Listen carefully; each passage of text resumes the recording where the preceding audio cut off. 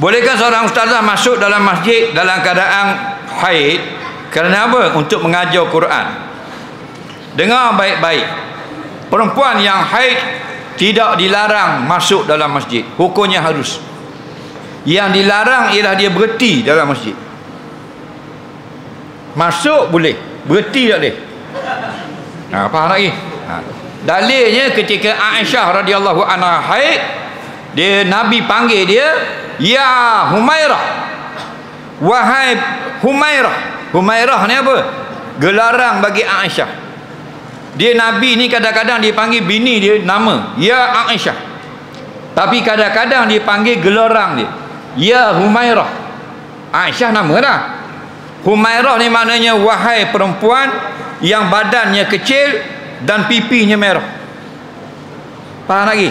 Arak ni kalau benda kecil, wazan dia pu'ai lah. Sebab tu ketika Abdul Rahman bermain dengan anak kucing, dia tengah main dengan anak kucing, Nabi mari, Assalamualaikum ya Abdul Rahman. Dia kejut ke Nabi, dia susu anak kucing dalam lengan baju. Anak kucing ni lemah, gerak, geduk. Nampak? Nabi kata, ma hadza ya Abdul Rahman. Apa benda tu? Gerak dalam tanganmu wahai Abdul Rahman. Dia pun waktu baik. Anak kucing. Nabi kata, al-an anta Abu Hurairah. Mulai hari ini kamu bapa kucing. Arak ni kalau kucing dia panggil hirah.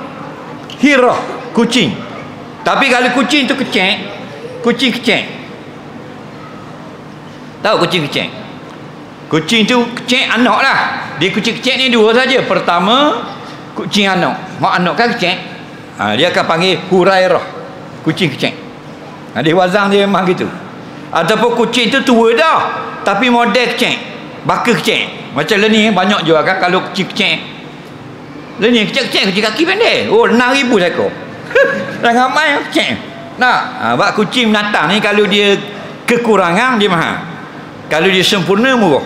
Kucing biasa hak besar molek biar lokang tu 3 riyal kau tak beli. Tapi kucing yang kaki pendek, kaki dia pendek 13,000 14,000 lah ni. Ni yang telinga kewek gini ni, folding, British folding, Scottish folding ni, telinga kewek. Oh mahal tu. Anak 5,000 sakor. Pasal apa? Pasal dia binatang. Tapi kalau anak dara telinga kewek, mak dia kata 500 sudah. Lagi tak? Dia gitu.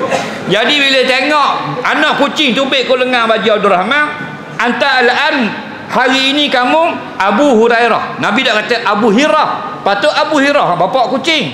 Hirah tu kucing besar. Kucing kalau kecil Hurairah.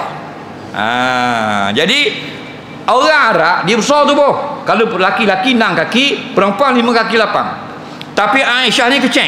Mungkin 5 kaki 2, 5 kaki 3. Kecil-kecil, genik-genik, kecil. Nampak? Jadi Nabi kata ya Humairah. Wahai perempuan yang kecil yang pipinya merah. Batu sunat kita panggil bini kita 2 nama. Pertama nama bini kita atau nama gelorang dia. Bang, balik ke arah Humairah. Mai kejap. Benda makna Humairah, isteri yang kecil yang pipi merah. Walaupun bini kita pipi hitam boleh.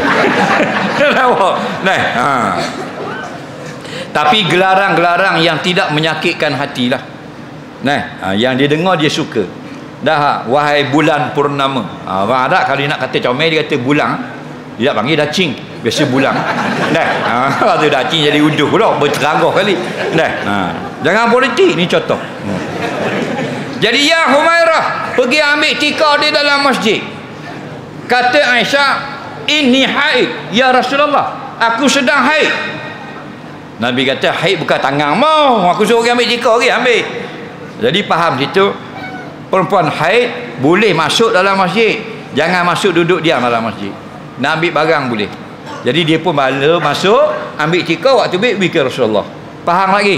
Jadi kalau soalan tadi, kalau masuk ustazah haid nak duduk lama dalam masjid berhenti, hukumnya tetap haram. Ustazah tak peduli. Okey? Soalan seterusnya,